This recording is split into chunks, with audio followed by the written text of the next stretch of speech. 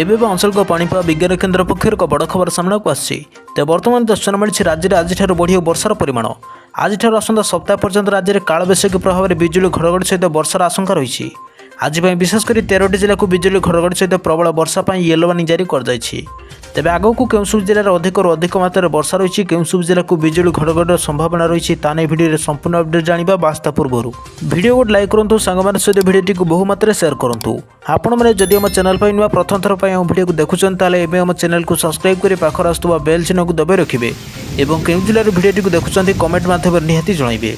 तो बर्तमान दर्शन मिली राज्य में आज बढ़ वर्षार परिमाण आज आसंता सप्ताह पर्यंत राज्य में कालबैशाखी प्रभाव में बिजुली घड़घड़ी आशंका रही। आज विशेषकर मयूरभंज केन्दुझर बालेश्वर सुंदरगढ़ झारसुगुड़ा भद्रक जाजपुर केन्द्रापड़ा कटक जयसिंहपुर पुरी खरदा नयगढ़ गंजाम गजपति कलाहांडी नवरंगपुर रायगढ़ सहित झड़ वर्षा नहीं सतर्क सूचना जारी कर राज्य में सर्वाधिक तापमात्रा बर्तमान 40 डिग्री तले रही।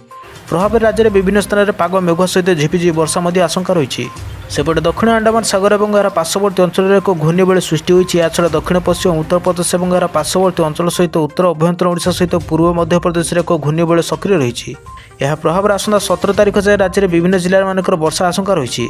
आज विशेषकर मयूरभंज केन्दुझर बालेश्वर सुंदरगढ़ झारसुगुड़ा भद्रक जाजपुर केन्द्रापड़ा कटक जयसिंहपुर पुरी खरदा नयगढ़ गंजाम गजपति कलाहांडी नवरंगपुर रायगढ़ सहित झड़ वर्षा नहीं सतर्क सूचना जारी कर राज्य में सर्वाधिक तापमात्रा बर्तमान 40 डिग्री तले रही। प्रभाव राज्य में विभिन्न स्थान में पाग मेघुआ सहित झिपिझिपि वर्षा आशंका रही।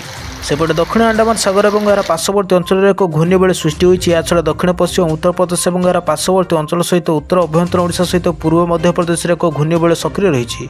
तो बर्तमान दर्शन मिली राज्य में आज बढ़ वर्षार परिमाण आज आसंता सप्ताह पर्यंत राज्य में कालबैशाखी प्रभाव में बिजुली घड़घड़ी आशंका रही। आज आसंता सप्ताह पर्यंत राज्य में कालबैशाखी प्रभाव में बिजुली घड़घड़ी आशंका रही।